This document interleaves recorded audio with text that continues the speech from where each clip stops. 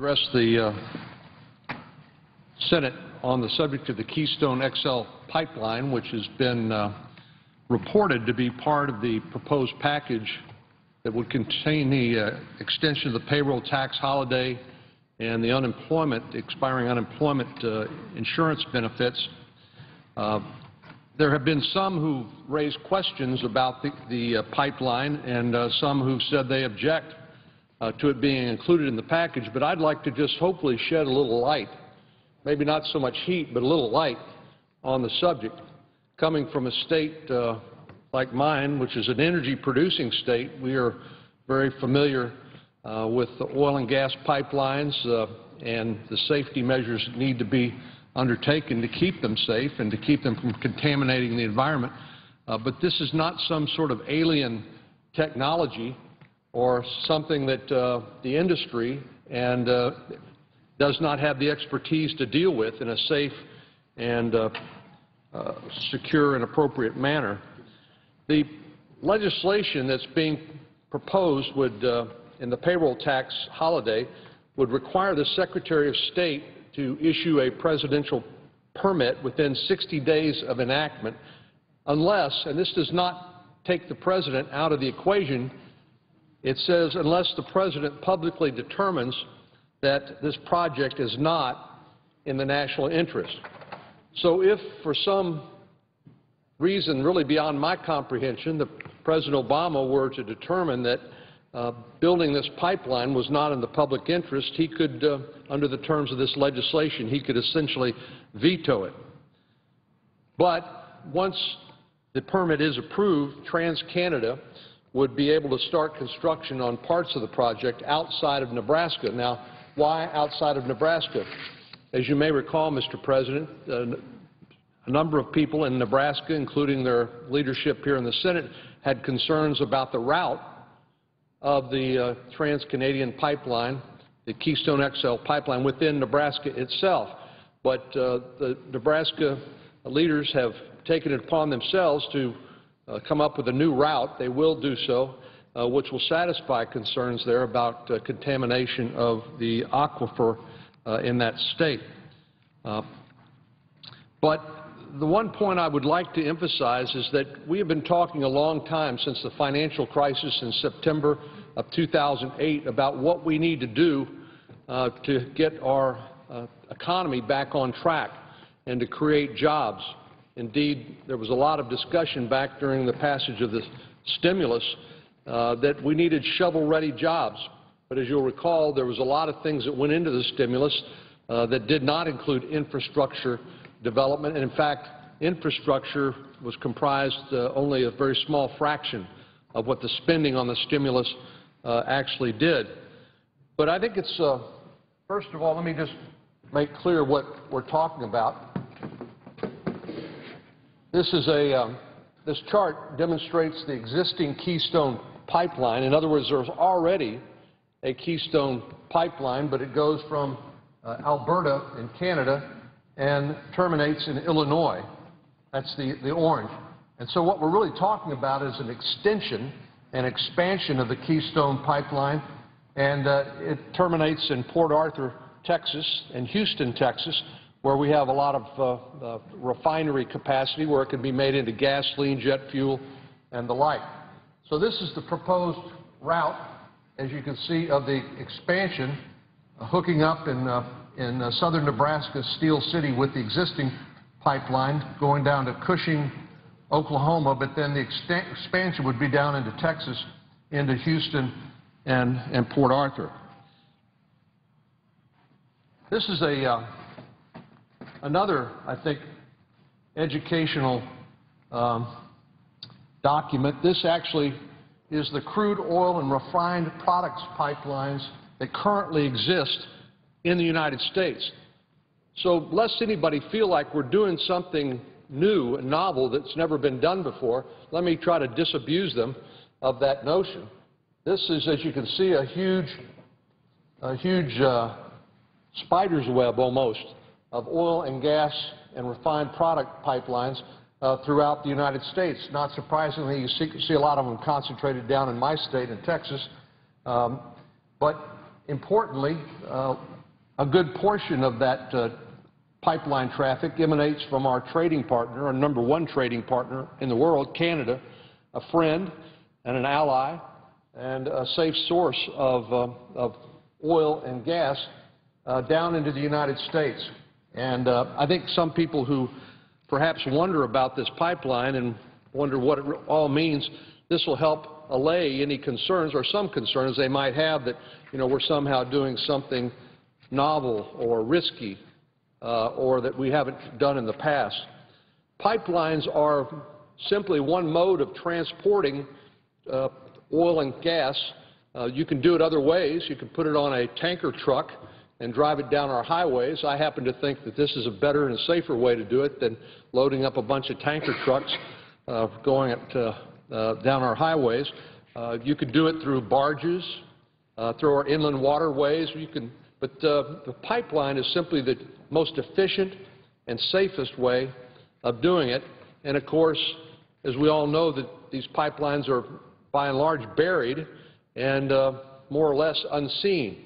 So this is a transportation network for our nation's oil and gas that most people probably are not even aware of. And that's, I guess, a good thing, but it's important that people understand what we're talking about. These pipelines move crude oil from oil fields on land and offshore to refineries where it's turned into fuels and other products. You can see down here in the Gulf of Mexico, for example, where we have tremendous reserves of oil and gas, and you can see how the pipelines extend even beneath the water out into the Gulf of Mexico. But these pipelines move crude oil from to refineries where it is turned into fuels and other products, and then from the refineries to terminals where fuels are trucked to retail outlets. One amazing thing about this is this literally happens 24 hours a day, 7 days a week, out of sight and out of mind to most Americans. Now let's talk a minute about safety, because this is something that no one has an exclusive claim to concerns about our environment and safety. Under the law, any spill associated with one of these pipelines has to be reported, a spill of 5 gallons or more, to the Department of Transportation. There are already a number of federal agencies that regulate this industry that include the U.S. Pipeline and Hazardous Materials Safety Administration, the U.S. Environmental Protection Agency, and the U.S. Federal Energy Regulatory Commission. Now, once this oil gets to the refineries, the U.S. refining sector has invested a lot of money in upgrades throughout the country to adapt to the world's changing oil supply, including the increasing percentage of the world's oil that is so-called heavy crude. My understanding is what comes out of the oil sands in Canada is heavy crude, which requires a little different refining capability. But refineries in the U.S. Gulf region have long received heavy crude from other countries and are well positioned to receive and to handle these supplies from Canada. Mr. President, I think it's important for us to contemplate also not just the economic aspects of this source of oil to be consumed here in America, that it's not dependent, for example, on imported oil from the Middle East and subject to whether it's weather conditions or hostile environments which might otherwise cause economic and national security concerns here in America.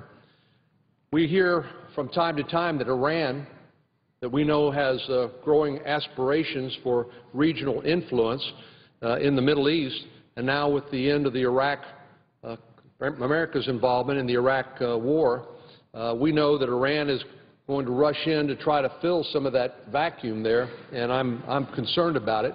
But more to the point today is that 90% of the Persian Gulf's oil exports and 40% of the global seaborne oil trade goes through the Straits of Hormuz, which would be a logical first place for the Iranian government should they decide to create havoc to choke off the oil supply through that vital area. The Straits of Hormuz, of course, are very important in a geopolitical sense. And so the point I'm simply trying to make here is that this is not only a matter of jobs, but it is a matter of jobs in America with the construction of this pipeline. It's not just a matter of how we protect our environment, which is very important. How do we regulate this industry in a way that protects the health, safety, and welfare of the American people? But this is a national security issue as well. It also is very important in terms of just simply the price of gasoline. I'm not an economist by training, but I do understand that when there's more of something, and given stable demand, that you will liable to lower the price when there's a greater supply. Purely a matter of supply and demand. I looked online at the price of gasoline a year ago. It was $2.98 a gallon, price of a gallon of regular gasoline. Today it's about 27 cents higher. Of course, it's been much higher, as you know. But my point is that this is a stable and secure source of oil used to make gasoline and other refined petroleum products that will help bring down or at least stabilize the price of gasoline for consumers. We all know that during the current economic environment, people are living under much more constrained circumstances. They're having to make choices that I wish the federal government would make more often, and that is what things you have to have today, what things you'd like to have but you can put off tomorrow, and what things you maybe would like to have but you're going to have to end up doing without because you simply can't afford it. Well, gasoline is one of those things that people need in order to drive their kids to school or to drive to work. And the increased price of gasoline because of geopolitical uncertainty, because of concerns about supplies, natural disasters like we had in the Gulf of Mexico, all those cause disruptions or concerns about disruptions in supply that cause gas prices to go up. And so this is another good reason, I believe, why we need a stable source of additional oil, and again, from a friendly nation, one of our #1 trading partner, which was Canada. But let me just go quickly over a few other little factoids that people might find interesting. This is a $7 billion project, and as I said, is the largest shovel-ready infrastructure project in the United States currently. It has been under review by the federal government for 3 years. This is not some knee-jerk or impulsive decision that we're asking to be made here. This is something that's been carefully reviewed for its environmental impact. The good news, at a time when unemployment remains unacceptably high, is that this project is estimated to cause the creation of about 20,000 jobs. We all know that the #1 problem in America today is too many people out of work. The #2 problem in America today is too many people out of work. And the #3 problem in America today is too many people out of work. This would create jobs at a time when we sorely need them, and that's why this project has gained the kind of bipartisan support that gives me great hope that we will somehow knock down the impediments to building this pipeline so we can get people back to work, we can get that stable oil supply and create economic development in the private sector when we need it most. It's estimated this pipeline would ultimately generate about $20.9 billion in new private sector spending. We all know that with the federal government revenue down around 15% of our GDP because of the recession and slow economy, while spending is up around 25% of GDP, we need to do two things. We need to cut federal spending, but we also need to increase growth in the private sector, which will produce additional revenue to the Treasury and help us close that deficit gap and begin to chip away at the debt. This pipeline and the jobs it would create and the tax revenues that would be generated will help do that. This is also important to our relationship with our trading partner, Canada. As you know, the North American Free Trade Agreement, which is a big deal in my state, in Texas, because of the trade agreements between Canada and the United States and Mexico. But this recognizes that our trading relationship with Canada is literally the most important one to the United States. And there's something in it for us as well, in that for every dollar the U.S. spends on Canadian products, 91 cents is returned to the United States.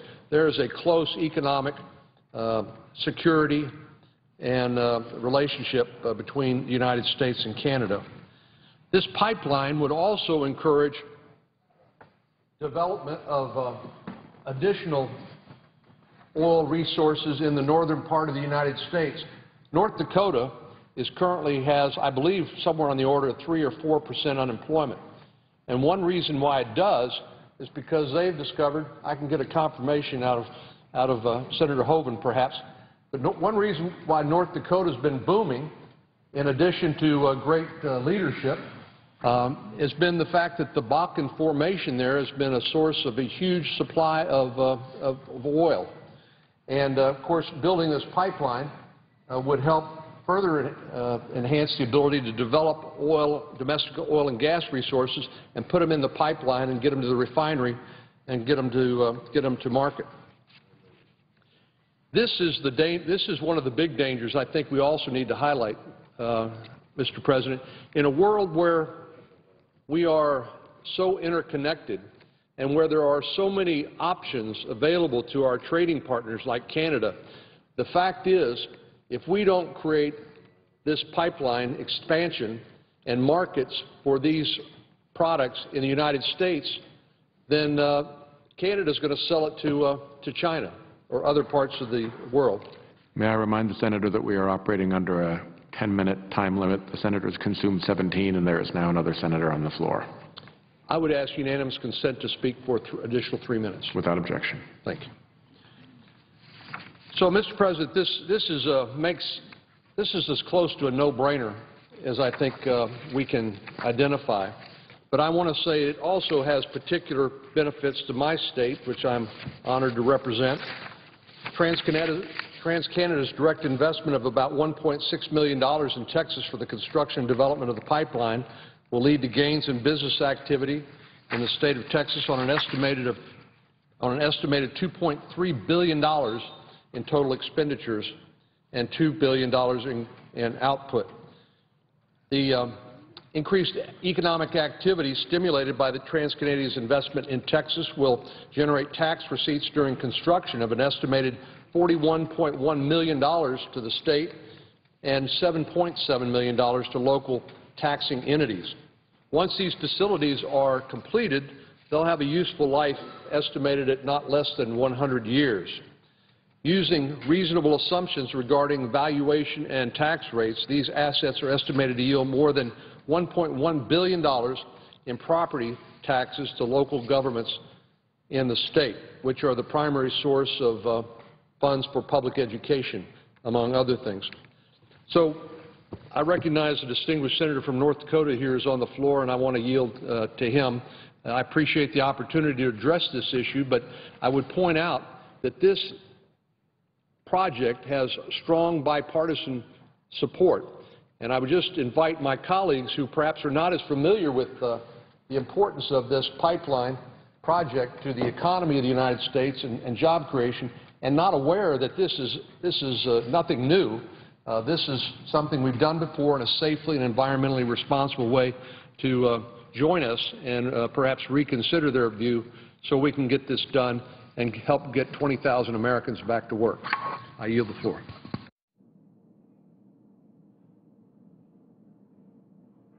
Mr. President, The Senator from North Dakota.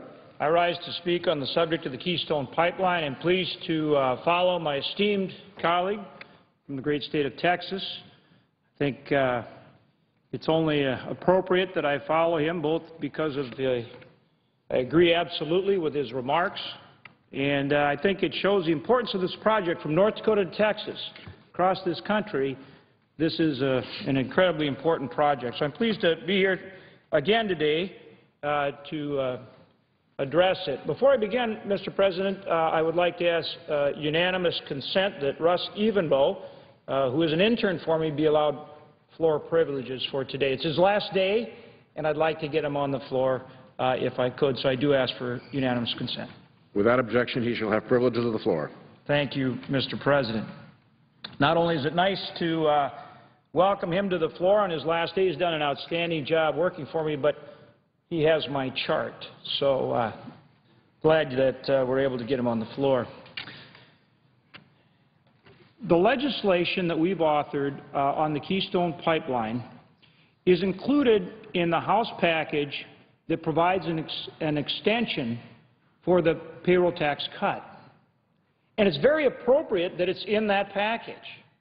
And so I come today to talk about some misperceptions that I'm hearing out there in regard to this legislation. The first is that somehow this is an add-on to the payroll tax holiday extension legislation, and that it's an add-on and somehow maybe it shouldn't be in there. I'd like to address that, because that's absolutely where it should be. It's a jobs bill. The extension of the payroll tax cut, the payroll tax holiday, is about helping create more jobs in this country. It's about helping people who are out there working hard every day. It's about stimulating economic activity. It's a tax reduction to help get this economy going and help get people back to work. Keystone is a jobs bill. It belongs in a jobs package. This is a jobs package. This is about creating jobs. Without the federal government spending one penny, in fact, this will generate hundreds of millions of state and local tax revenues. It will generate private investment, but it will create jobs. This is a jobs package. So I want to address that misperception I've heard from time to time that, well, does this belong as part of a jobs package? Of course it does. This is how we create jobs. I appreciate greatly the esteemed senator from Texas talking about some of the things that are going on in North Dakota, and he's absolutely right. Now, Texas has a long history with the energy industry.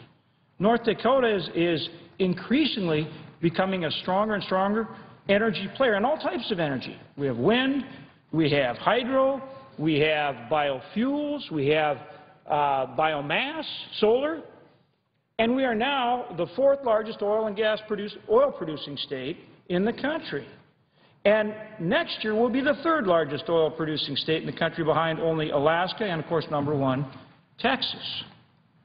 But to do that, we need infrastructure. We need to be able to transport our oil that we produce, to the refineries around the country. The Keystone Pipeline, through the Keystone Pipeline, we will put 100,000 barrels a day of oil that we produce in North Dakota into this pipeline and get it down into the Gulf refineries. So this isn't just about moving Canadian crude into the United States. This is about moving our own domestic product as well. And as the senator from Texas may have explained, there is a backlog of oil in Cushing right now, which is a hub for oil. But we need to move that oil from Cushing, Oklahoma, down to the Gulf Coast refineries in Texas and Louisiana. This pipeline will move that product to these refineries. So again, it's not just about moving Canadian crude into the United States. This is about moving product throughout the United States as well, where we have serious bottlenecks. And when we have those bottlenecks, our producers in North Dakota get less. They face a discount. If the product has to move by rail or by truck, we suffer a discount. That affects not only the oil companies themselves, but it also affects the individual producers, the mineral owners, who get a royalty payment. So this is about truly creating economic activity. But the first point that I want to emphasize is that this is absolutely and should be part of this jobs package. The second point that I want to talk about for just a minute is that somehow, the concern has been expressed that somehow we're rushing this process. Somehow that we're not taking enough time in terms of approving this pipeline, and so, gee, maybe that could create an environmental concern. Nothing could be further from the truth. We are taking more time than we have for almost the exact same project that has already been approved. This red line here on this chart is the Keystone Pipeline. The Keystone Pipeline runs from Alberta, Canada, down to Pawtucket, Illinois. Brings product down to refineries in the United States. That pipeline has not only been approved, but built. It moves 590,000 barrels a day of oil from the Alberta, Canada area down to our refineries. That's been approved. That's been built, moving almost 600,000 barrels of oil today. This is the Keystone XL project right next to it. Very, very similar project. So I want to talk a little bit about the timeline on these as well. I was formerly governor of North Dakota. While I was governor, TransCanada built the Keystone Pipeline. Now they're working to build the Keystone XL pipeline. Well, let's walk through that timeline for just a minute.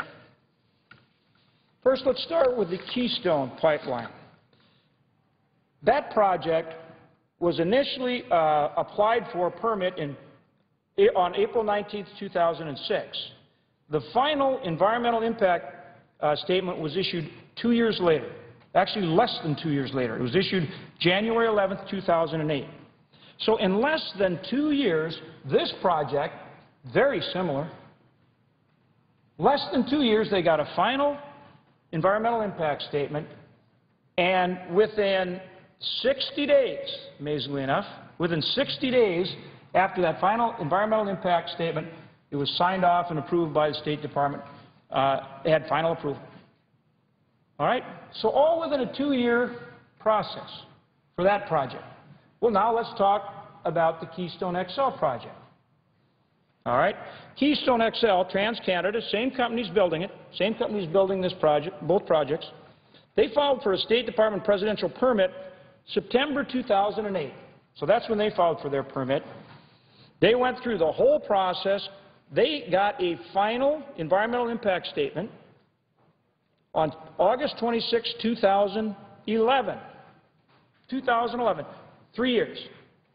So this project, the whole project, was approved in less than 2 years. This project, we've already been at it for 3 years. So we're talking about this is rushing, somehow rushing the project? Almost an identical project, fully approved from start to finish in 2 years. We're sitting here 3 years later, we don't even have approval yet, and we're rushing somehow the process. Furthermore, the Department of State indicated that, okay, after all this environmental work, after 3 years of environmental work, State Department says, well, we're going to have a decision out before year end, meaning now, before the end of this year. State Department says, we're going to have a decision. So myself and others who've been working on this say, well, that's great. Finally, we're going to get a decision. Well, then, all of a sudden, the administration says, no, not going to have a decision. We're going to need another 18 months.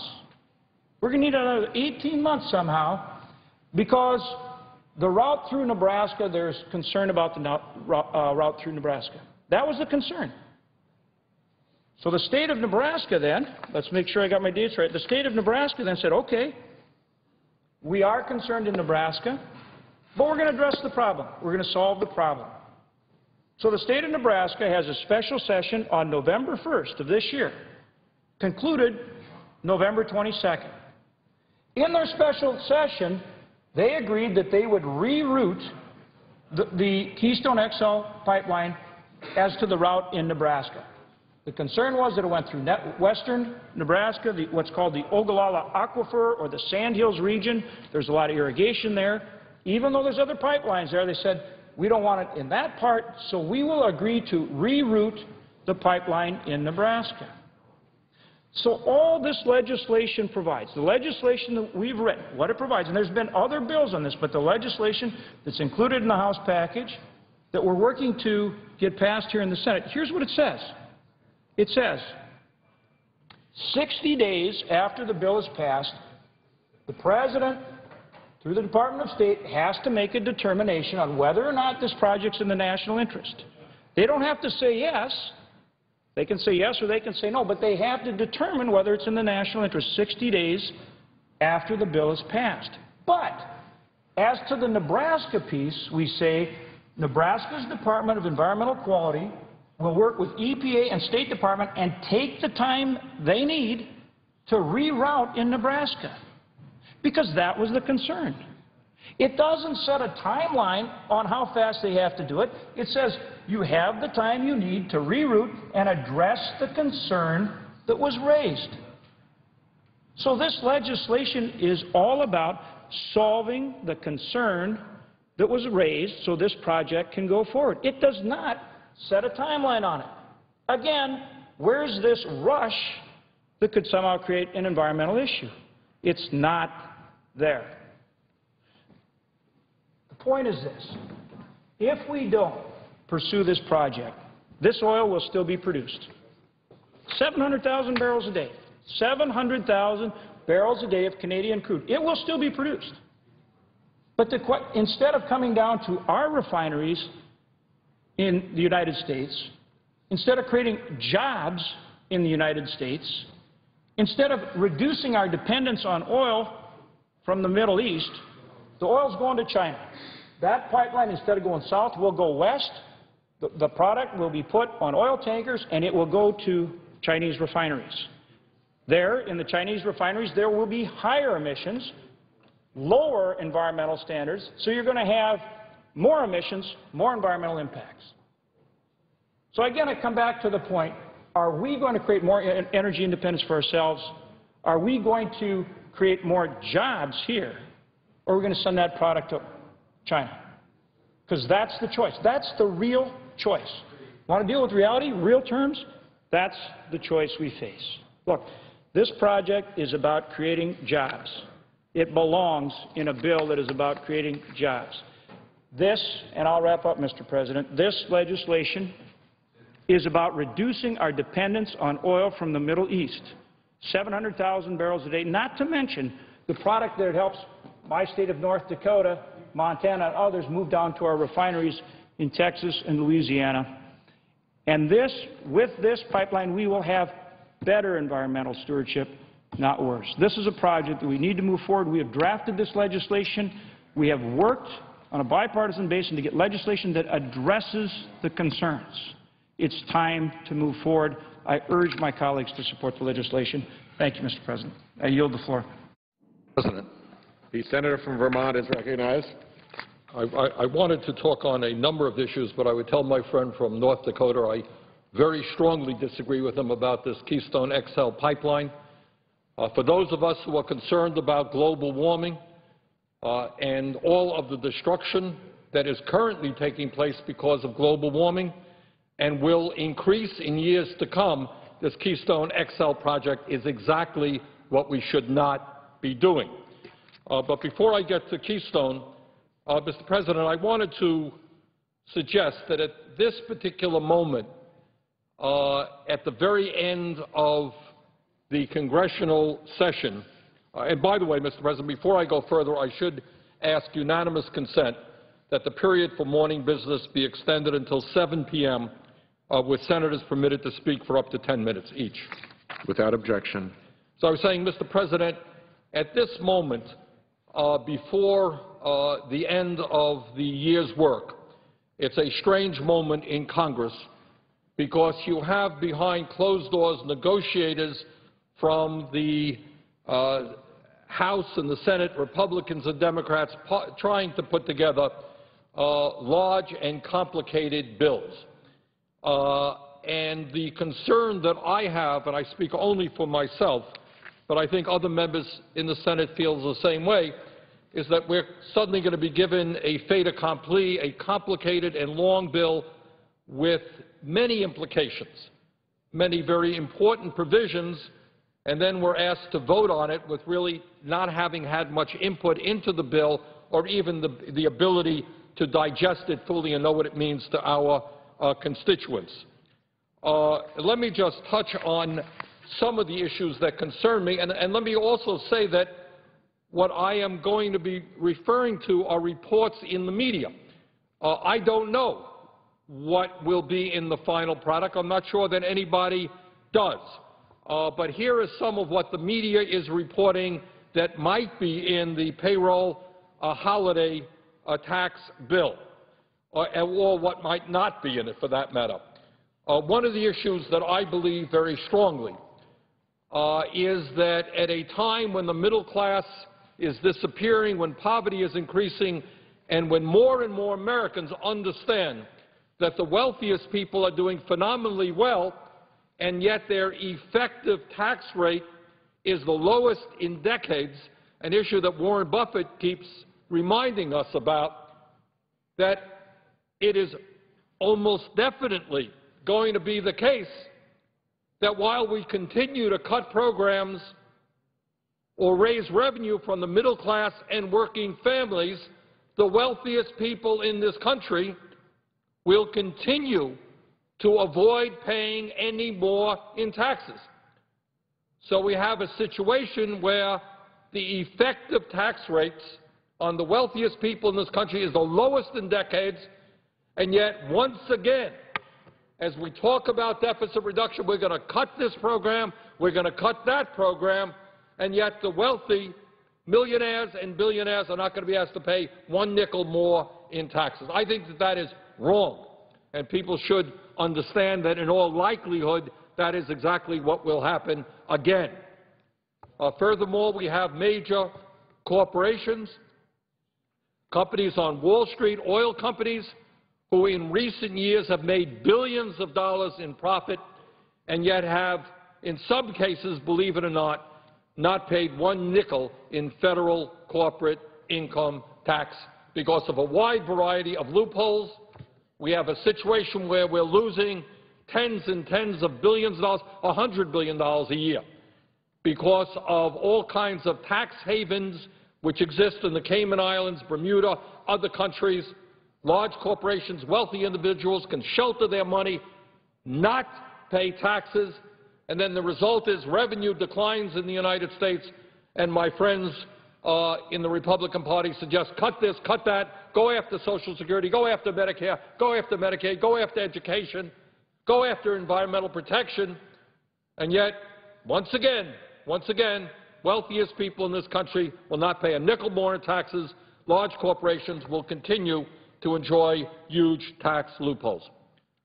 Second of all, as somebody who believes that it is absolutely imperative that this country transforms its energy system away from fossil fuel, away from greenhouse gas emissions, and moves to energy efficiency and sustainable energy, I am very concerned that in the legislation we will be dealing with today or tomorrow or Sunday or whatever, that there will not be an extension of important programs for renewable energy. And one of the most important is the 1603 Renewable Energy Extender, and this is a Treasury grant program which helps provide financing for renewable energy projects by converting an existing tax credit into a grant. This one program, which costs barely more than $1 billion, has leveraged $23 billion in private investments. It supports 22,000 renewable energy projects in all 50 states of our country. It has created up to 290,000 jobs. And if we do not include the 1603 program in legislation, it will expire at the end of this year. And what we have seen time and time again, whether it is wind, whether it is solar, is if we do not extend these programs, investments in these technologies significantly decline. We lose jobs. We lose our ability to compete internationally in terms of becoming a leader in sustainable energy. So I hope very, very much, Mr. President, that what I am hearing in the media and other sources is not correct. I hope, in fact, that the 1603 Treasury grant program is included in any legislation that we vote on. That's an issue of major concern to me. Mr. President, we have today a declining middle class. We have 50 million people who have no health insurance. We have a lot of elderly folks who, despite Medicare, pay a great deal of money out of their own pockets for health care.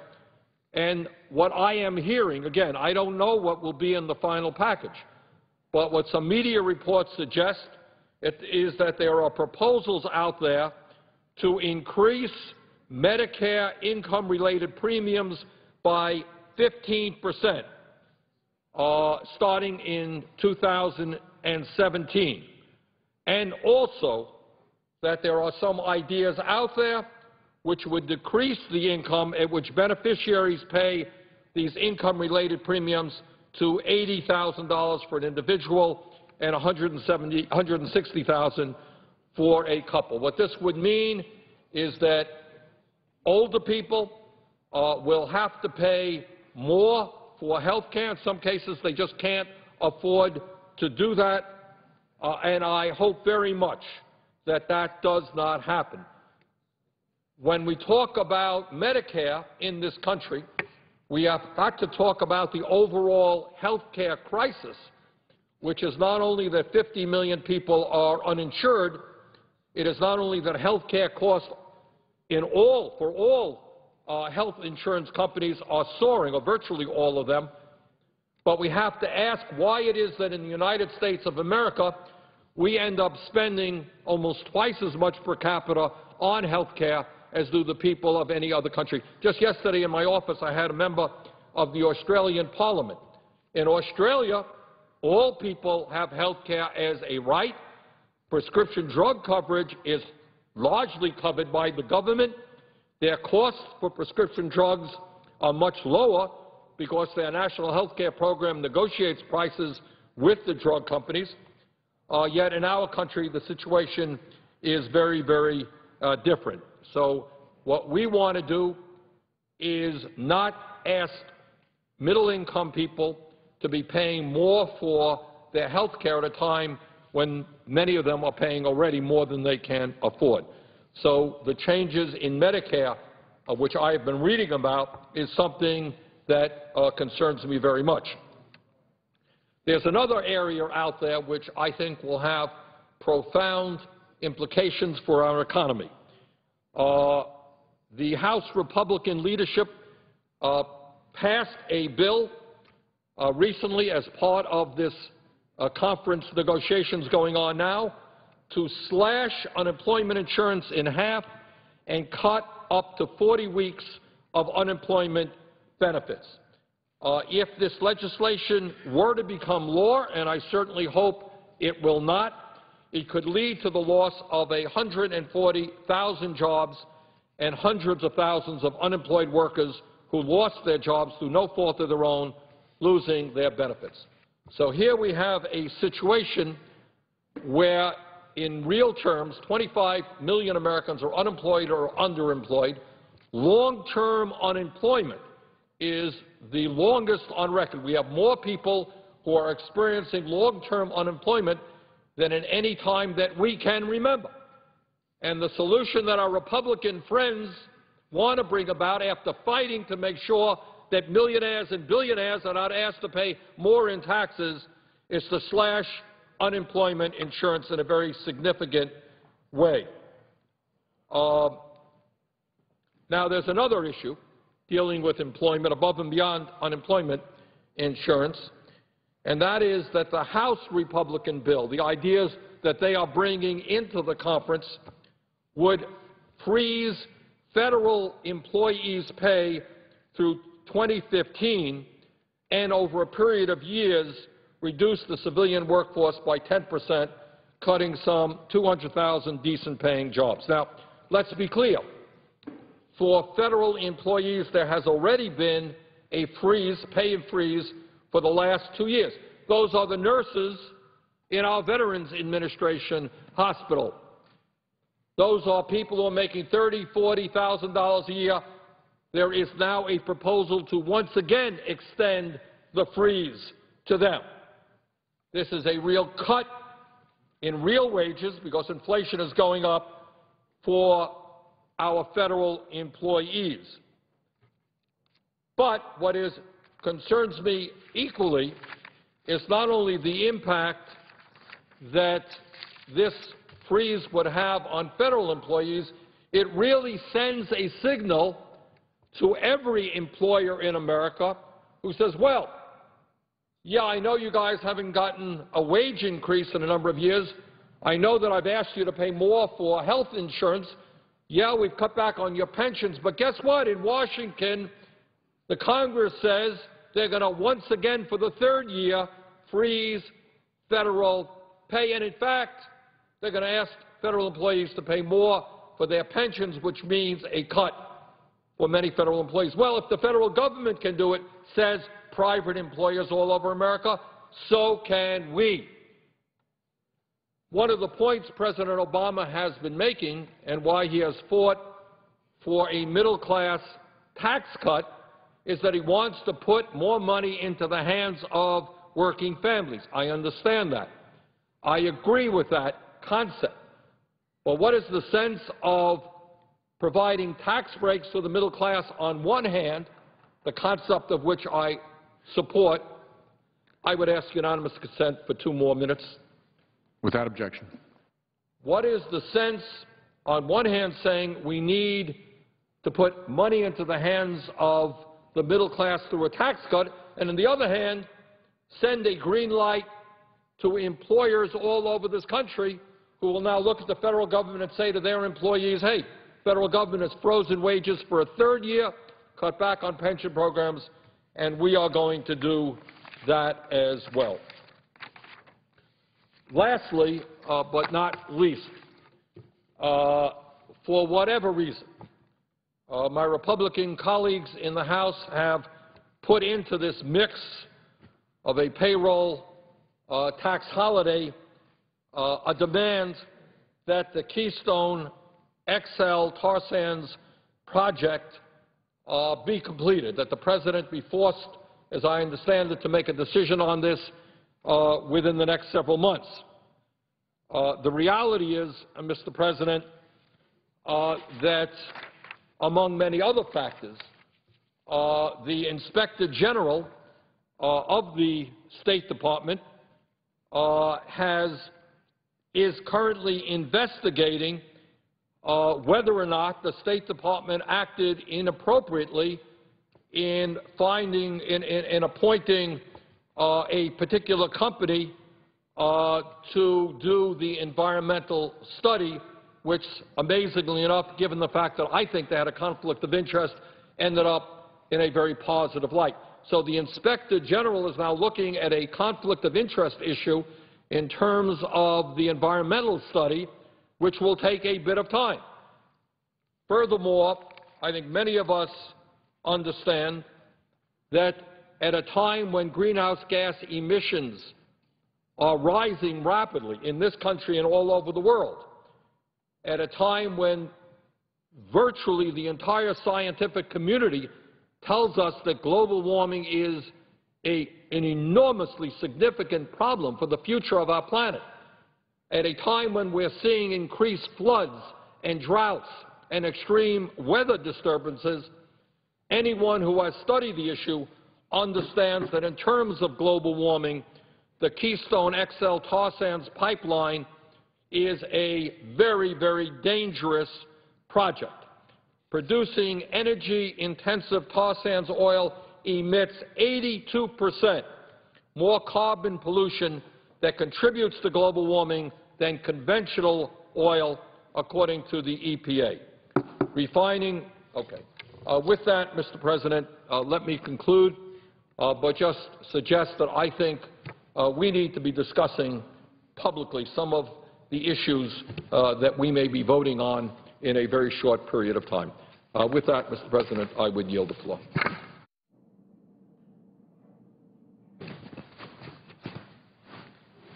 Mr. President.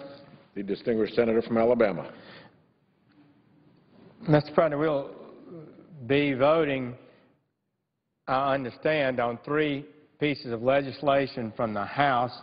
One is the massive omnibus bill that would include 9 of the 13 appropriations bills that should be brought up individually and voted on individually with amendments on each one.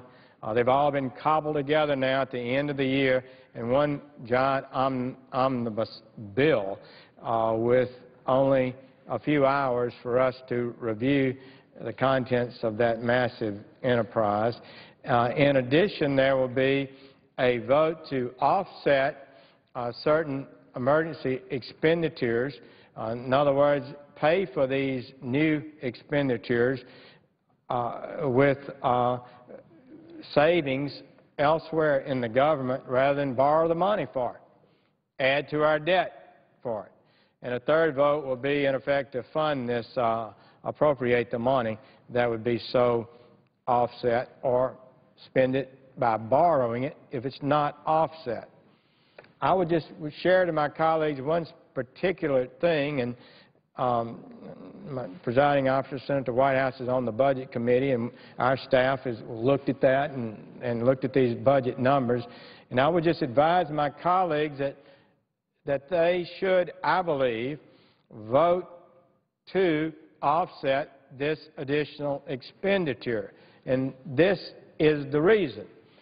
The reason is the Budget Control Act this summer was part of an effort where Republicans said, we will raise the debt limit, but we want you to cut spending. And we need to cut back on spending because we've had a series of deficits the likes of which the nation has never seen before. We've got to do better, and we need to reduce spending. Our Democratic colleagues resisted. So when it was finally done, a $900+ billion reduction in spending was to occur over 10 years, plus the Committee of 12 was supposed to find $1.2 trillion more if they could. If they couldn't, there would be an automatic cut of that. So it would be about $2.1 trillion savings over 10. Experts have told us we need at least $4 trillion in savings over 10, not 2. But it was a step in the right direction, and that was the best it could be done under the circumstances. So the bill moved, and that was passed. What I want to say is that under that legislation, it was discovered that this year, the fiscal year we're in, that began October 1st, we're already in it, we were going to spend $1,043 billion instead of $1,050 we spent last year. So there's a lot of heartburn and complaint. We're only cutting $7 billion out of the discretionary portion of our budget, not the Social Security and Medicare and other programs that are going up every year, food stamps, college loans, Pell Grants. Those things continue to go up in a far more than this. But we were going to cut at least the discretionary accounts by $7 billion, from $1,050 billion, $1,050 billion to $1,043 billion. But I have to say, we are not going to achieve that. Just like has been so often the case, we promise reductions in spending but don't get there. You would think that we could find $7 billion. You would think that's not too much to ask this government that's been increasing spending at a substantial rate to reduce spending a little bit. In fact, the first 2 years of President Obama's administration, non-defense discretionary spending went up 24% in those 2 years. Dramatic increases. So to reduce spending to try to get this huge deficit under control is not too much to ask, in my opinion. Indeed, we are borrowing 40% of every dollar we spend. We will net spend about $3.6 trillion and take in about $2.2 trillion or $2.3 trillion. That's just not any way to continue to do business. It will be the third straight year that's happened. So we were looking for some improvement, and I just would say to my colleagues, this one little offset, $8 billion in additional spending, will determine whether or not we have any reduction in spending or whether, in fact, contrary to our promises this summer, we will spend more this year than last year. These are the numbers as we have calculated them from the Budget Committee staff. The regular appropriations would be this year $1,043 billion, $1.143 billion, but they've got added disaster and other spendings of $11 billion to that, which would mean we would be spending $1,054 billion above the $1,050 we spent last year. We would indeed be spending more, not less. And the House has sent over a bill that would offset $9 billion of that, which would bring the total spending this year to $1,045 billion. And the Senate, and that would reduce our spending from last year, $1,050 by $5 billion. Not as much as we promised in the Budget Act, but at least a modest reduction. It's a very important vote. It's a symbolic vote. It says, are we honest with the American people? When we go before the American people and produce a bill that says we're going to spend less than we spent last year, even if it's a small amount, and we can't even achieve that, perhaps that's why people are unhappy with us. We've been promising to do something about the debt situation in this country and assuring people we're thinking about it, but we haven't done much. Matter of fact, we've done almost nothing. So I would just urge my colleagues to think about that as you cast your vote on this portion of the House legislation that will come over that hasn't been discussed much among our colleagues, not particularly understood, but I do think it's important. I think it's an important symbolic vote. Are we willing to do that? It would amount to about a 1.86%, less than 2% across-the-board rescission to offset this spending on the other spending items, exempting defense and some other items. So defense, of course, has taken dramatic cuts already. They're working on very dramatic cuts, and as a result of the failure of the Committee of 12, they would take an additional huge cut to defense, having Defense Department take on a percentage basis and on a real dollar basis far more in reductions than any other department. Of course, this is not war spending. This war is in a separate OCO account, Overseas Contingency Operation account. This is base defense budget that's taking the cuts I've just mentioned. So, Mr. President, I thank the chair and wanted to share that with my colleagues. Also, I appreciate Senator Hoeven, Governor Hoeven from North Dakota's presentation on the Keystone Pipeline. I do truly believe and agree with my friend from Vermont that unemployment is a tremendous problem for us. What I don't agree with is that it can be fixed by borrowing and spending and taxing. And that's what we've been seeing lately. I would suggest that one way to deal with unemployment is not spend any government money, get the government bureaucrats busy, examine this pipeline. We've got pipelines crossing this country all over. We bring those under control, bring that to an analysis to a conclusion, approve this pipeline, and it will add 20,000 real jobs and 100,000 indirect jobs and make this country more safe and secure from foreign energy exploitation. I thank the chair and will yield the floor. Distinguished Senator from Arizona. Mr. President, I rise to discuss the omnibus appropriations conference bill that I guess will be before this body at the pleasure of the members of the Appropriations Committee. I call my colleagues' attention to the size of this bill. 13 agencies of government, all appropriations bills, and none of this, because of the pressing issues of the calendar, will be open to any amendment, open to any amendment.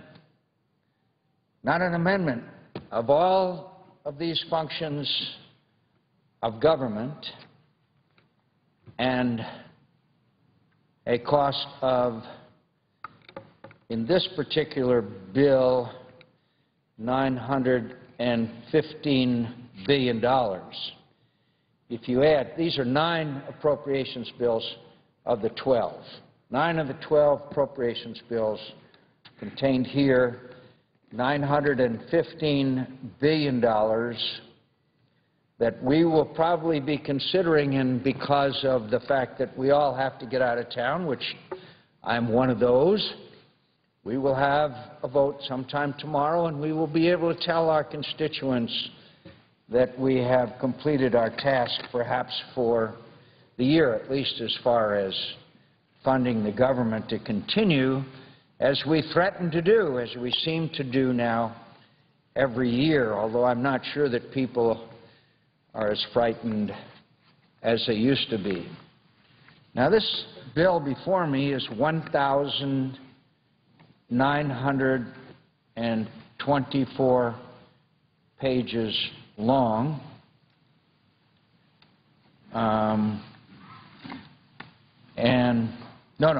It's 1,221 pages long, contains funding for 9 of the annual appropriations bills for a grand total of $915 billion. If you add the 3 appropriations bills already enacted, we're going to spend $1.043 trillion. Now, that is a fantastic improvement, because last year it was $1.1 trillion.